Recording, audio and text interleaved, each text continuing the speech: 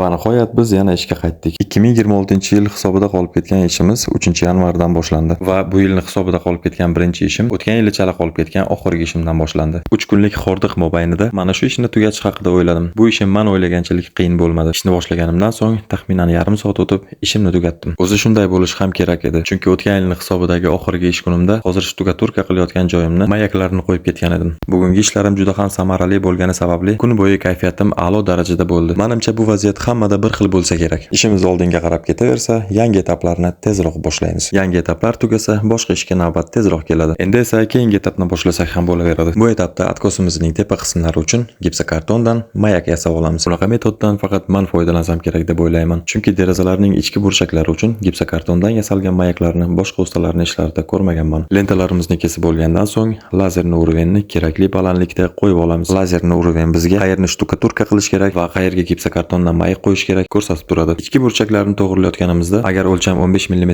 dan kichkina bo'lsa, mayakni shtukaturkani o'zi bilan qo'yamiz. Agar 15 mm dan ko'proq bo'lsa, gipsokartondan kesib olgan lentalarimizni o'rnatamiz. Bu yerda birinchi va ikkinchi atkoslarimiz 7 mm dan chiqdi. Uchinchi atkosimiz 4 mm va to'rtinchi atkosimiz 11 mm chiqdi. Shuning uchun 4 atkosimizga shtukaturkadan mayak qo'yishga to'g'ri keldi. Qoidaga ko'ra gipsokarton qo'yilishi kerak bo'lgan bo'shliq kamida 15 mm bo'lishi kerak. Sababi gipsokartonning qalinligi 9 mm, qolgan 6 mm gipsokartondan kesilgan lentani yopishtirish uchun shtukaturkaning haqqi hisoblanadi. Agar shu ishlar o'z o'rnida bajarilsa, derazamizdagi burchaklar istalgan tekshiruv uchun tayyor holatda bo'ladi. Bu degani siz ishni bir marta qilasiz va bittada topshirasiz. Endi esa 5-atkosimiz uchun lazerni urvenni o'rnatib olsak ham bo'ladi. 5-atkosimiz 17 mm chiqdi. Shuning uchun bu yerga gipsokartondan kesib olgan lentalarimizni qo'ysak ham bo'ladi. Bu lentalarni qo'yish uchun to'liq holatda shtukaturka qilishimiz shart emas. Taxminan 200-220 mm oraliq masofaga shtukaturka qilib chiqsak, lentalarimizni yopishtirish uchun yaxshigina platformaga aylanadi. Va nihoyat 7-atkosimizga navbat yetib keldi. Bu yerdagi oraliq masofa 22 mm